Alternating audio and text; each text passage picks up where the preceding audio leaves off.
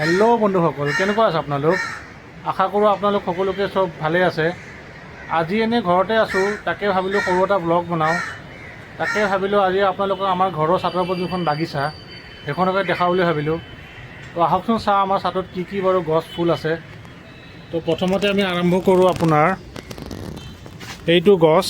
এইটো হৈ গ'ল আপোনালোকৰ পাম ট্ৰী বুলি কয়। ইয়াৰ নামটো হৈ গ'ল চাইকাছ ৰেভেলিউটা। আপোনালোকে নিশ্চয় চবেই গছটো চিনি পায়, পাম গছ বুলিও কোৱা হয় ইয়াক।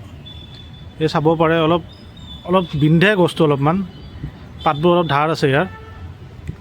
লগতে এইজোপা হৈ গ'ল আমাৰ নেমু গছ। এইজোপা ৰোৱা প্ৰায় 1 বছৰমানে হ'ল, কিন্তু এতিয়ালৈকে এটাও নেমু লগা নাই। কি কাৰণে বা লগা নাই গম পোৱা নাই, কিন্তু এটাও নেমু নাই, কিন্তু গছজোপা ঠিকেই আছে। লগতে আপোনাৰ এইজোপা হৈ গ'ল আপোনাৰ পাইন গছ। এইজোপা আপোনাৰ মেঘালয়ৰ ফালে খুব দেখা পোৱা যায়, শ্বিলঙত আছে, বা খ্ৰীষ্টমাছ ট্ৰী বুলিও ক'ব পাৰি। পাইন গছ চাব পাৰে এনেকুৱা। আমি কেতিয়াবা ৰাতি ইয়াতে লাইট চাইট লগাই অলপ খোৱা বোৱা কৰোঁ, বৰ ধুনীয়া লাগে পৰিৱেশটো। তাৰ লগতে আপোনাৰ এইজোপা কিবা এডাল আছিল, কিন্তু এতিয়া বৰ্তমান গছটো নাই। আৰু লগতে আপোনাৰ এইজোপা হৈ গ'ল আমাৰ বগানভিলা। এইজোপা খুব ধুনীয়াকৈ ফুলিছে, ইফালে পূৰা আমাৰ বিল্ডিঙৰ তলৰলৈকে গছটো পৰি গৈছে। ফুলবোৰ খুব ধুনীয়া লাগে, আপোনালোকে চাব পাৰে বগানভিলা। আৰু তাৰ লগতে এইজোপা হৈ গ'ল আপোনাৰ ৰবৰ গছ। আপোনালোকে চবেই নিশ্চয় ভালকৈ চিনি পায় ৰবৰ গছ। এই গছটো ঘৰৰ কাৰণে খুবেই ভাল। আপোনাৰ ই কি কৰে, যোনটো এয়াৰ এইটো চাফা কৰি দিয়ে। এইটো ইনড'ৰ এয়াৰ ক্লিনাৰ বুলি কয়, বা ইনড'ৰ এয়াৰ পিউৰিফায়াৰ বুলি আপোনালোকে ক'ব পাৰে ৰবৰ গছ।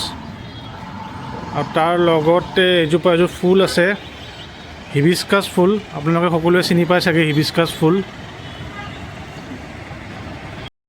তাৰ লগতে আপোনাৰ এইজোপা হৈ গ'ল ক্ৰটন প্লাণ্ট বুলি কোৱা হয় ইয়াক। চাব পাৰে এইজোপা পাতবোৰ খুব দেখাত ধুনীয়া লাগে। এইটো ৰাখিলে ঘৰত বোলে পিচ, প্ৰস্পেৰিটি এণ্ড হেপিনেছ আহে। তো এইজোপা হৈ গ'ল ক্ৰটন প্লাণ্ট। আৰু এটা আছে আপোনাৰ ক্ৰটন বুলি কোৱা হয়। এইজোপা আৰু এযোৰ ক্ৰটন প্লাণ্ট। ইয়াৰ ৰংটো অলপ বেলেগ, চাব পাৰে এনেকুৱা। আৰু লগতে এইবোৰ কিবা কিবি সৰু সুৰা গছ আছে এনেকুৱা গোটেই। এইবোৰ আপোনালোকে দেখিলে আমাৰ ঘৰৰ ওপৰত কি কি গছ আৰু ফুল আছে। লগতে কিছুমান গছ আৰু ফুল আমাৰ ঘৰৰ তলতো আছে, সেইবোৰ আপোনালোকক ভিডিঅ'টো এণ্ডৰ ফালে দেখাই দিম। যদি আপোনালোকৰ ভিডিঅ'টো ভাল লাগিছে তেনেহ'লে ভিডিঅ'টো লাইক এণ্ড শ্বেয়াৰ কৰিব আৰু চেনেলটো ছাবস্ক্ৰাইব কৰিব। ধন্যবাদ।